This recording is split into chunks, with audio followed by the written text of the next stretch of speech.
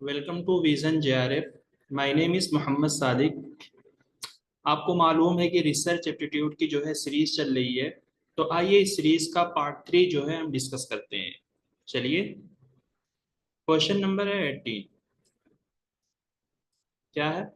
Which of the following points should be kept in mind while writing a research report. ठीक है, आपको पूछा गया है कि अगर आप एक रिसर्च रिपोर्ट लिख रहे हो, यानी अगर आप एक थीसिस लिख रहे हो, तो फॉलोइंग में से किस पॉइंट को जो है आपको अपने माइंड में रखना चाहिए। यानी रिसर्च रिपोर्ट लिखते हुए जो है आपको क्या क्या चीजें जो है फॉलो करनी होती है। ठीक है, एम ए कहा गया कि it should not include charts, graphs and statistical table. तो ये गलत है, क्योंकि रिसर्च रिपोर्ट में चार्ट, ग्राफ्स, स्टैटिकल टेबल ये सारी चीजें जो है बनती हैं। ठीक है, जब भी आप रिसर्च रिपोर्ट को समराइज करोगे तो इन सारी चीजों को जो है बनाना पड़ता है। तो यहाँ पे नॉट लिखा गया, इस वजह से ये गलत है। It should show originality and attempt to solve an intellectual problem. ठीक है, ये बात बिल्कुल सही है। यानी आप जो अपनी रिपोर्ट लिख रहे हो या फिर आप जो अपनी थीसिस लिख रहे हो, तो आप इस तरीके से लिखो, यानी दिखने में आपका वर्क जो है वो ओरिजिनल लिखे। ठीक है, इट शुड शो ओरिजिनलिटी, यानी ओरिजिनलिटी जो है शो होनी चाहिए। ऐसा ना लगे कि आपने किसी दूसरे के काम को जो है चोरी किया है, बल्कि लगे कि हाँ ये आपका खुद का ओरिजिनल का मतलब कंटेंट है। ठीक, और इंटेलेक्चुअल प्रॉब्लम को सॉल्व करने की कोशिश होनी चाहिए।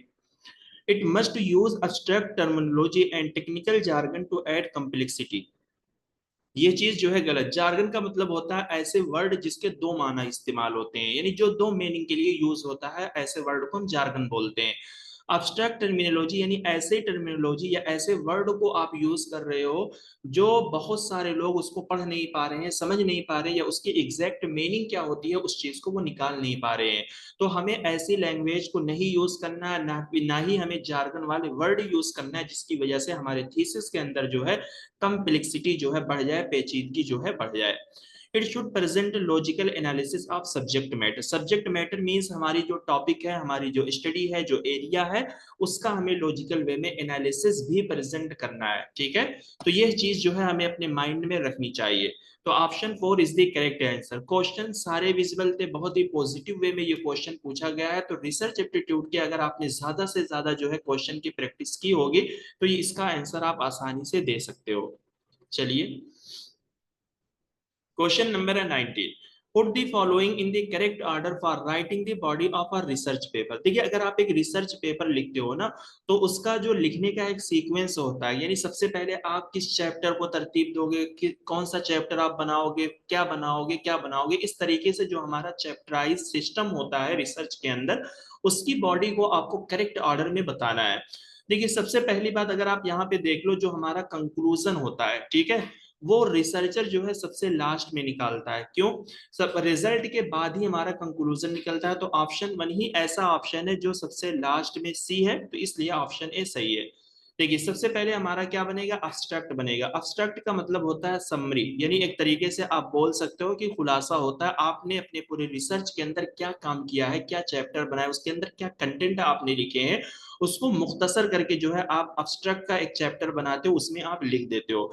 मान लीजिए आपका पूरा थीसिस जो है 300 पेज का है, ठीक है, तो उसी 300 पेज की आप समरी बनाओगे 20 पेज के अंदर या 25 पेज के अंदर, और उसको अब्स्ट्रैक्ट चैप्टर का नाम देकर उसमें आप इस चीज को लिख देते हो। ठीक है, फिर उसके बाद इंट्रोडक्शन चैप्टर आप बनता है। ठीक है, इंट्रोडक्शन जिसको हम लोग मुकदमा बोलते हैं, ठीक है, या आप बोल सकते हो कि इसको हम प्रीफेस भी बोलते हैं। ठीक है, तो इसके अंदर हम बताते हैं कि हम कौन सा टूल, कौन सा मेथड, क्या प्रोसीजर, किस तरीके की चीजें जो है हमने इस्तेमाल किया, और हमने कहाँ कहाँ से कंटेंट लिया है, किसको हमने पार्टिसिपेंट बनाया है अपनी रिसर्च के अंदर, इन सारी चीजों को हम इस इंट्रोडक्शन चैप्टर के अंदर खूब तफसील से बताते हैं।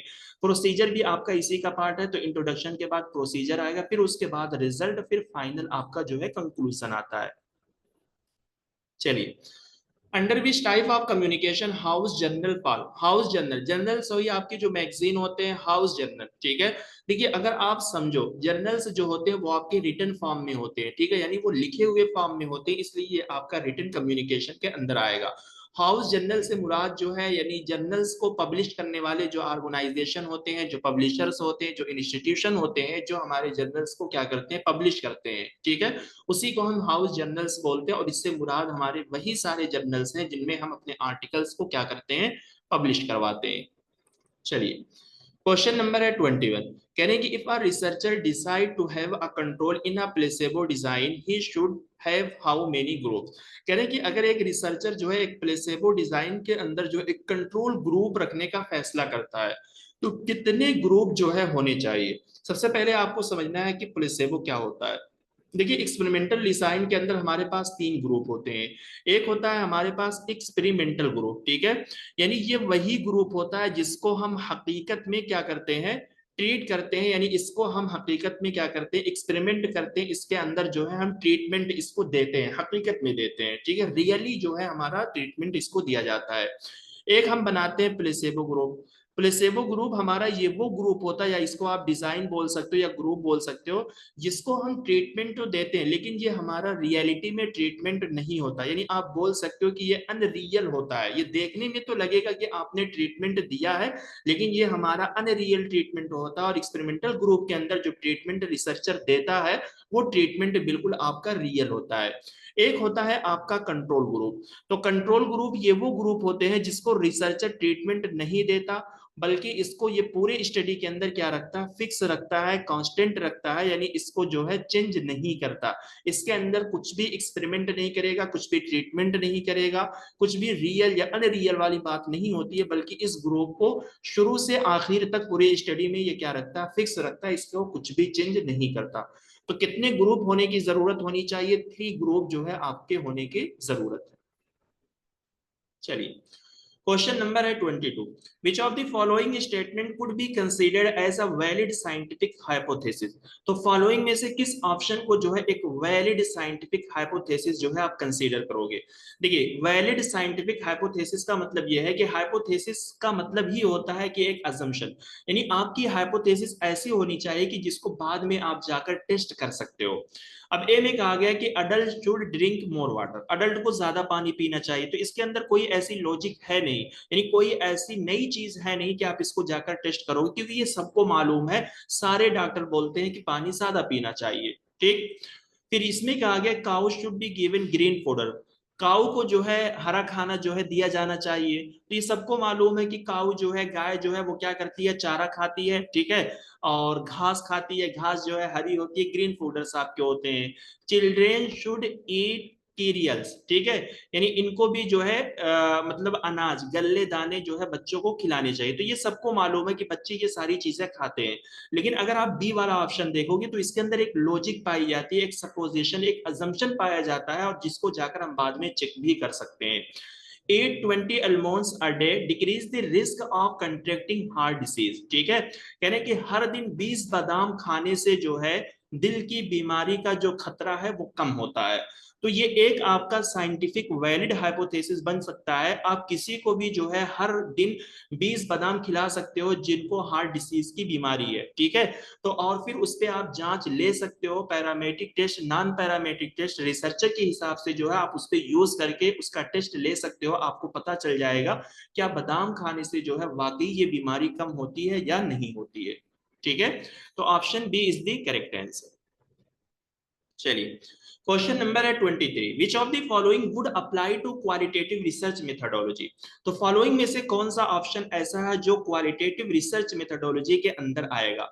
अब आपको मालूम है कि इंपीरिज्म, ठीक है, जिसको हम इंपीरिज्म जिसका मतलब होता है एक्सपीरियंस, जहां पर क्या की जाती है, एक्सपीरियंस की स्टडी की जाती है, ठीक है, यानी किसी के फिनोमिना को, कोई भी इवेंट को जिसको आपने जिया हो उस चीज की स्टडी की जाती है, जो कि क्वालिटेटिव रिसर्च का मेन कंपोनेंट है। Emphasis on description of variable, देखिए वेरिएबल को डिस्क्राइब करने पे जोर दिया जाता है, तो वेरिएबल से मुराद यहाँ पर कोई भी फिनोमिना है, ठीक है, कोई भी आपका जो है इवेंट हो सकता है, ठीक है, कुछ भी हो सकता है यहाँ पे। इसको आप क्वालिटेटिव के पर्सपेक्टिव से ना देखिए कि यहाँ पर वेरिएबल वर्ड यूज किया गया है तो ये क्वालिटेटिव का पार्ट है, क्योंकि यहाँ पर वर्ड डिस्क्राइब यूज किया गया, जहां पर हम वेरिएबल को यानी किसी भी फिनोमिना या इवेंट को डिस्क्राइब करने पे जोर देते हैं, ठीक। और स्ट्रक्चर्ड रिजिड मेथडोलॉजी जो है ये आपका क्वालिटेटिव का पार्ट है, क्योंकि हमारी जो क्वालिटेटिव रिसर्च होती है वो अनस्ट्रक्चर्ड होती है। हाँ, क्वालिटेटिव रिसर्च में हम एक्सपीरियंस को एक्सप्लोर करते हैं, उसकी मीनिंग को जानते हैं, परसेप्शन एंड फीलिंग वगैरह, इमोशन, इन सारी चीजों की स्टडी यहाँ पर की जाती है। तो option 4 is the correct answer. चलिए क्वेश्चन नंबर है 24, विच of the following is a variant of Harvard style of referencing. जैसे अभी कल की क्लास में हमने आपको क्वेश्चन करवाए थे जिसके अंदर आपको एक क्वेश्चन पूछा गया था कि मुख्तलिफ तरीके की रिफरेंसिंग स्टाइल जो है यूज की जाती है जो रिसर्च पेपर लिखने में लोग यूज करते हैं। तो हार्वर्ड स्टाइल ऑफ रिफरेंसिंग जो कि हार्वर्ड यूनिवर्सिटी ने जो है अपनी खुद की बनाई हुई है, तो फॉलोइंग में से कौन सी ऐसी रिफरेंसिंग स्टाइल है जो हार्वर्ड स्टाइल ऑफ रिफरेंसिंग से अलग है, वेरिएंट का मतलब यानी मुख्तलिफ है, जुदा है। तो वो है आपकी एपीए स्टाइल। एपीए स्टाइल जो है हार्वर्ड स्टाइल ऑफ रिफरेंसिंग से बिल्कुल अलग है। बाकी शिकागो आई ट्रिपल एमएलए की अगर बात करें तो ये इससे मिलती जुलती है, इससे सिमिलर है। चलिए, क्वेश्चन नंबर है 25, arrange the following in correct order of their appearance in the APA style of writing a conference presentation difference. ठीक है, सिंपल सी बात है कि आप अगर कोई कॉन्फ्रेंस में कोई चीज आप प्रेजेंट कर रहे हो या आपका पेपर जो है अगर आप उसको एपीए स्टाइल में लिखोगे तो उसको किस तरीके से आप लिखोगे। सबसे पहले देखिए ऑप्शन के हिसाब से ही हमें जाना है। सबसे पहले क्या होगा, ऑथर का लास्ट नेम होगा। ठीक है, जैसे मेरा नाम है मोहम्मद सादिक और मैं हूं ऑथर। ठीक है, तो लास्ट नेम का मतलब पहले मोहम्मद नहीं होगा, पहले जो है वो सादिक के वर्ड नाम जो है लिखा जाएगा, फिर उसके बाद जो है मोहम्मद आएगा। इस तरीके से वर्ड यूज किया जाता है। फिर ईयर ऑफ प्रेजेंटेशन यानी किस ईयर में हमने अपने पेपर को जो है प्रेजेंट किया है। ठीक, फिर कॉन्फ्रेंस की थीम क्या थी, यानी कॉन्फ्रेंस का नाम क्या था, होता है ना एक थीम के तहत जो है कॉन्फ्रेंस की जाती है। फिर उसके बाद जो है कॉन्फ्रेंस का लोकेशन कहाँ था, किस जहां पर कॉन्फ्रेंस हुई थी, उस चीज को जो है हम लिखेंगे एपीए स्टाइल के हिसाब से। चलिए, क्वेश्चन नंबर है 26, the approach to the study of reality does suggest that only knowledge gain through experience. यहीं से आपका क्वेश्चन निकल के आ जाता है। कह रहे हैं कि स्टडी की वो अप्रोच आपको बतानी है जो ये सजेस्ट करती है कि नॉलेज जो है सिर्फ एक्सपीरियंस के थ्रू ही गेन की जाती है। यानी नॉलेज जो है हम सिर्फ एक्सपीरियंस के थ्रू ही गेन करते हैं, हासिल करते हैं, लेते हैं। तो उसको हम क्या बोलते हैं, इंपीरिकम। ठीक है, इंपीरिज्म। इंपीरिज्म का मतलब ही होता है कि जब आप नॉलेज को एक्सपीरियंस के जरिए लेते हो। जैसे एक्सपीरियंस के जरिए आप कैसे लोगे, जैसे आपको कोरोना के बारे में नॉलेज लेनी है तो आपको उन्हीं बंदों को चूज करने करके स्टडी करना है जिनको कोरोना हुआ है, जिन्होंने कोरोना को झेला है, कोरोना का एक्सपीरियंस लिया हुआ है।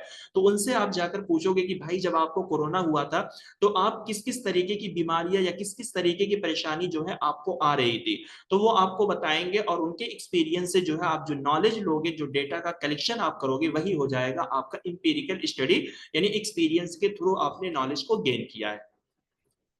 चलिए, क्वेश्चन नंबर है 27, studies aim at accessing whether change in and control of independent variable cause change independent variable. कह रहे हैं कि वो स्टडी जो इंडिपेंडेंट वेरिएबल का मतलब जो कंट्रोल इंडिपेंडेंट वेरिएबल का कंट्रोल या चेंज, और या फिर डिपेंडेंट वेरिएबल के अंदर जो कॉज या फिर जो वजह बनती है वो कौन सी स्टडी है। ठीक है, देखिए जहां पर इंडिपेंडेंट वेरिएबल का कंट्रोल होता है या उसका चेंज होता है और उसकी वजह यानी उसकी कॉज जो है हम डिपेंडेंट वेरिएबल के अंदर देखते हैं, तो वो होती है हमारी एक्सपेरिमेंटल रिसर्च। ठीक, काफी विजिबल ऑप्शन थे।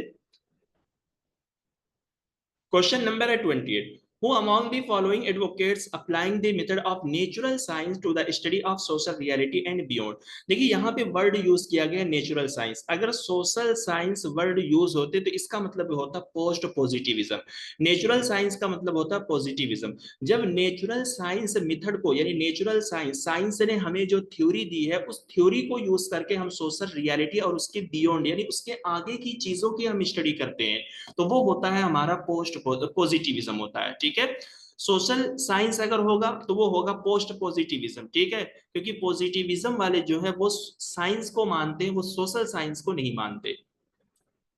चलिए, तो यहाँ पे sampling frame, sampling unit, sampling error and sample, काफी अच्छा क्वेश्चन है। ठीक है, तो इसको हम मिलाएंगे, ए को फोर से मिलाएंगे। सिंपलिंग फ्रेम का मतलब it is a single member, it is sorry, sampling frame को हमें मिलाना है, ए को हमें वन से मिलाना है। It contains properly identified population element which are available for researcher at any stage of simple element selection process.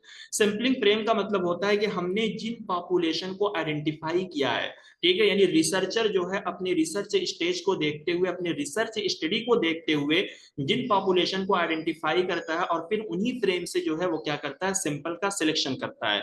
तो ये हो जाएगा आपका सिंपलिंग फ्रेम।